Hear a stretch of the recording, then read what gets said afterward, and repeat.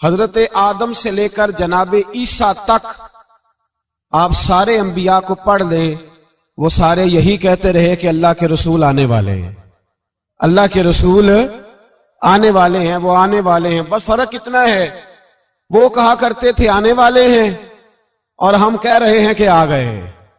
بس ساری امتیں حضور کا ہی ذکر کرتی رہیں۔ وہ کہا کرتے تھے کہ علامہ اسماعیل حقی نے تفسیر روح البیان میں لکھا ہے، امام سیوطی نے الخصائص الکبریٰ میں لکھا ہے، جناب آدم کے انتقال کا وقت آیا تو اپنے بیٹے حضرت شیس کو بلایا اور بلا کر کے فرمانے لگے، شیس میں جا رہا ہوں بیٹے، لیکن یاد رکھنا ساری زندگی ایک کام نہ بھولنا۔ تو حضرت آدم کے صاحبزادے حضرت شیس عرض کرنے لگے، ابا جی وہ کون سا؟ کہنے لگے ہر وقت ہر روز اللہ کے آخری نبی پر درود و سلام پڑھتے رہنا۔ انہوں نے کہا کہ والد گرامی وہ کون ہے؟ تو حضرت آدم کہنے لگے، جب اللہ کریم نے میرے اندر روح پھونکی تھی تو میں نے جنت کے درختوں اور پتوں پر لکھا دیکھا تھا لا الہ الا اللہ محمد الرسول اللہ صلی اللہ علیہ وسلم۔ ہر پیغمبر نے، ہر رسول نے، آپ دیکھیے نا حضرت ابراہیم نے کعبہ بنایا۔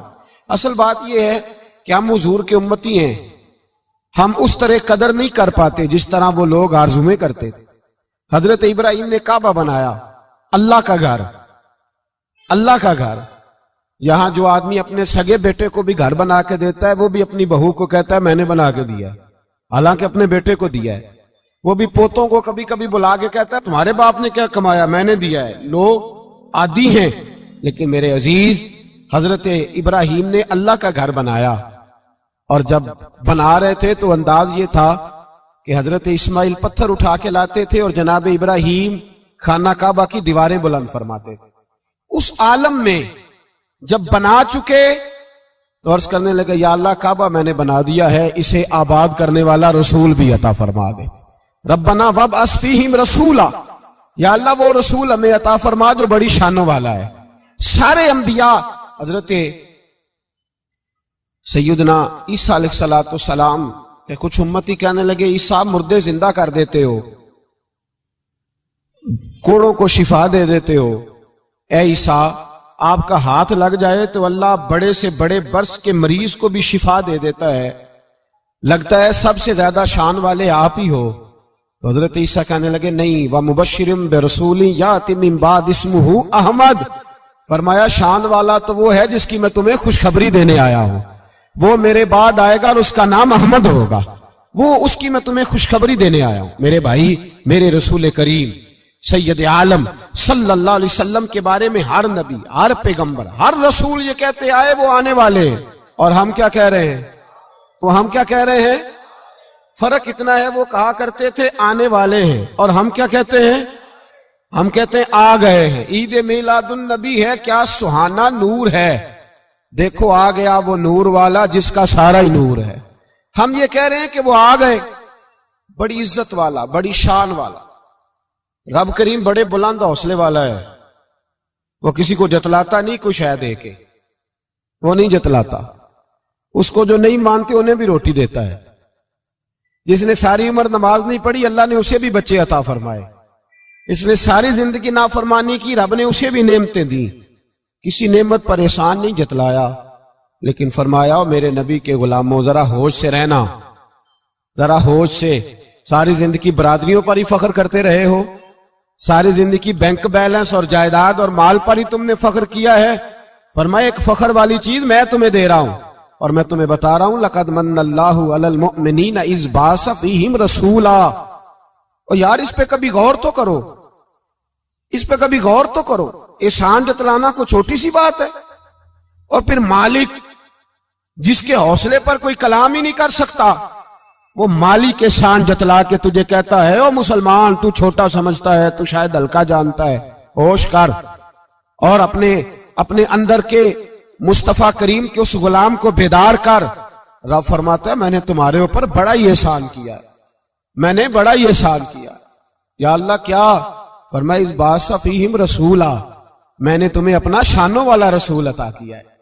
دیدہ دل کا دریچہ باز کرنا چاہیے، اور یا رسول اللہ جن کا تو آقا ہے ان کو ناز کرنا چاہیے۔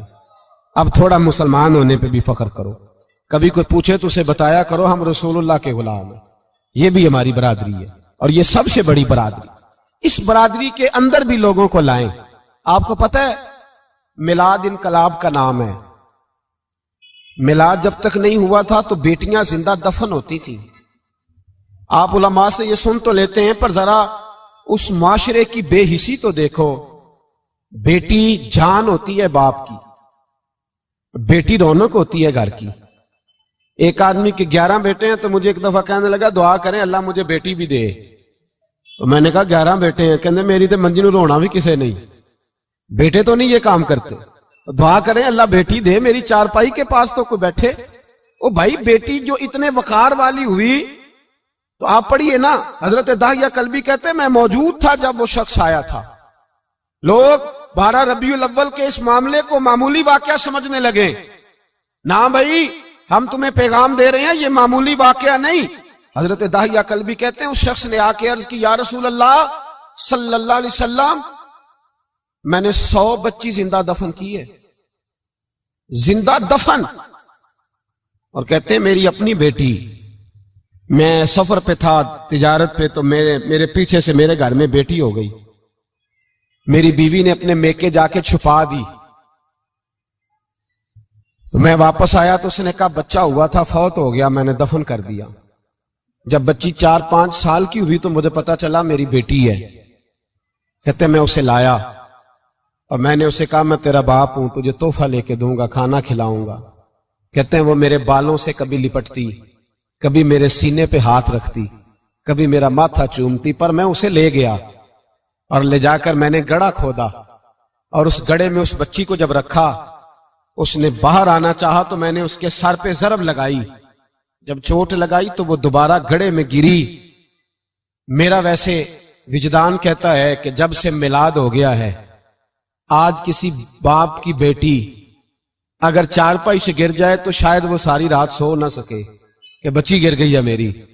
کہتے ہیں میں نے چوٹ لگائی سر پہ, خون بہا تو وہ گری, میں نے مٹی ڈالی, وہ ابا جی کہتی رہی. کہتے ہیں جب اس کا وجود چھپ گیا اور اس کے چہرے پر مٹی پڑنے لگی تو اس نے ایک لفظ کہا, وہ لفظ مجھے آپ کے پاس لایا ہے.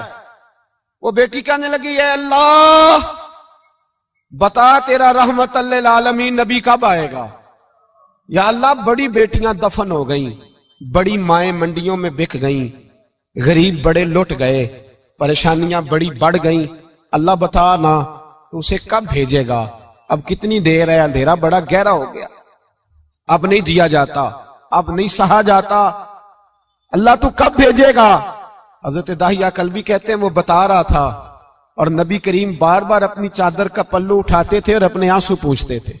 بار بار چادر کا پلو اٹھاتے تھے اور آنسو پوچھتے تھے, بار بار اٹھاتے تھے آنسو پوچھتے تھے. حضرت داہیہ کلبی کہتے ہیں حضور نے پوچھا تیری جرت کیسے ہوئی, تو حوصلہ کہاں سے لایا. اس نے کہا محبوبہ پتہ نہیں, لیکن قربان جاؤں یا رسول اللہ صلی اللہ علیہ وسلم میں نے آج سویرے آپ کے ایک صحابی کو یہ کہتے سنا ہے کہ وما ارسلناک الا رحمت للعالمین. تو وہ یہ رحمت للعالمین کے لفظ ہیں, یہ تو میں نے اپنی مرتی ہوئی بیٹی سے سنے تھے. تو آج جب میں نے اس کی زبان سے سنے تو میں نے کہا تو انہیں جانتا ہے. کہا جانتا ہوں. کہا مجھے بھی لے چل. تو حضور میں آپ کے دروازے آیا ہوں, رب معاف کر دے گا. تو میرے حبیب نے فرمایا چل پڑھ کلمہ, جو میرا کلمہ پڑھ لے اللہ اس کے سارے گناہ معاف کر دیا کرتا ہے. بھائی غلاموں کے ساتھ ظلم ہوتا. حضرت بلال حبشی, حضرت بلال کے بارے میں بڑے واقعات ملتے ہیں. ایک واقعہ بڑا منفرد لکھا ہے کتابوں میں. حضرت بلال سے لوگوں نے کہا آپ نبی پاک سے متاثر کیسے ہوئے. تو جناب بلال کہنے لگے میں زیادہ لوگوں کو مکے کے لوگوں کو جانتا ہی نہیں تھا, چونکہ میری ڈیوٹی تھی گھر میں کام کرنے کی اور مجھے سخت سزا ملتی تھی امیہ بن خلف کی طرف سے. بلکہ تحقیق یہ ہے کہ یہ عبداللہ بن جدان کے غلام تھے. امیہ بن خلف نے تو جب انہوں نے کلمہ پڑھا تو پھر خریدا. عبداللہ بن جدان کہنے لگا میں فارغ نہیں, آپ لے لیں, آپ اس کو سزائیں دیں. تو کہتے میں ان کے گھر میں ہوتا تھا تو میں تو زیادہ لوگوں کو جانتا ہی نہیں تھا, کبھی مجھے موقع ہی نہیں ملا تھا باہر نکلنے کا. ہماری غلاموں کی کوئی زندگی نہیں ہوتی تھی. آج تو ہر آدمی کہتا ہے نا میں کچھ چودھری سے لے کے کھاتا ہوں. یہ جو تیرے اندر حوصلہ ہے نا یہ میرے رسول نے تجھے عطا فرمایا ہے, یہ میرے نبی نے تجھے دیا ہے, ورنہ تو غلام بکا کرتے. یہ حوصلہ تجھے رسالت مآب نے دیا۔ حضرت بلال کہتے ہیں میں ایک دن مجھے بخار چڑھ گیا بڑا تیز، میں لوگوں کو جانتا نہیں تھا، فرماتے مجھے تیز بخار چڑھ گیا تو ٹھنڈ بڑی سخت تھی، میرے مالک نے مجھے کئی کلو جو دیے پیسنے کو چکی پہ، کہتے میں بیمار تھا تو میں نے کچھ دوائی لی جو اس وقت موجود ہوتی تھی، تو میں نے ایک لحاف لیا، دودھ پیا تو مجھے نیند آ گئی، جب میں سویا تو میرا مالک آ گیا، اس نے آ کر کے مجھے سوئے ہوئے دیکھا تو کھینچ کر کمبل اتارا، رضائی اتاری، لحاف اتارا، کہنے لگا اب تیری سزا یہ ہے کہ تو کھلے میدان میں بیٹھے گا، وہاں چکی پیسے گا، اور دوسری سزا یہ ہے کہ تجھے قمیض پہننے کی بھی اجازت نہیں۔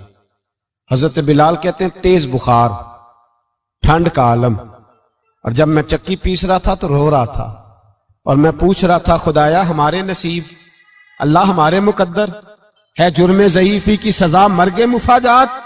سیدنا بلال حبشی رضی اللہ تعالیٰ عنہ فرماتے ہیں میرے دروازے کے قریب سے رسول پاک گزرے اور مجھے ہائے ہائے کرتے دیکھا تو دستک دی، میں نے کہا کون ہے؟ دروازہ کھلے آ جاؤ۔ محبوب اندر آئے تو پوچھنے لگے کیوں رو رہے ہو؟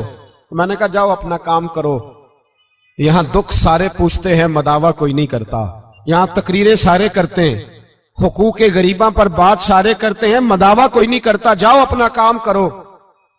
کہتے ہیں میں نے سخت جملے کہے معاذ اللہ، حضور چلے گئے، اور جب حضور جا رہے تھے تو میں کہہ رہا تھا بس جا رہے ہو نا، میں نے پہلے ہی کہا تھا جاؤ۔ کہتے ہیں قربان جاؤں، تھوڑی دیر گزری تو اللہ کے رسول کے ہاتھ میں گرم دودھ کا پیالہ تھا، کھجوریں تھی، حضور تشریف لائے اور کریم رسول نے مجھے کھجوریں دی، دودھ پلایا اور کہا چل جا کمبل میں بیٹھ جا۔ تو میں نے کہا چکی کون پیسے گا، وہ تو بڑا مارے گا۔ کہتے ہیں لوگو اس نبی کا میلاد اور معراج بھول نہ جانا، اس رسول پاک کی محبتوں میں کمی نہ آنے دینا، اس محبوب کا نعرہ ساری دنیا میں لگا دینا۔ فرماتے ہیں میرے حبیب کے میں قربان جاؤں، مصطفیٰ کریم نے فرمایا تو بیٹھ رضائی میں اور آج تیرے حصے کی چکی میں پیسوں گا۔ کہتے ہیں ساری رات حضور چکی پیستے رہے، ساری رات۔ سویرے میں اٹھا اور میرے حبیب پاک نے مجھے وہ سارا کچھ دیا اور خود چلے گئے۔ اگلی رات پھر آئی تو حضور پھر آ گئے، مجھے پھر رضائی میں لٹایا، دودھ پلایا اور ساری رات چکی پیسی۔ کہتے ہیں بس تیسرے دن حضور چکی پیس کے جانے لگے تو میں نے قدم تھام لیے، میں نے کہا حبیبہ دنیا ساری جھوٹ بولتی ہے، زمانہ سارا غلط کہتا ہے، جو غلاموں کے حصے کا کام کرے وہ اللہ کا سچا رسول ہو۔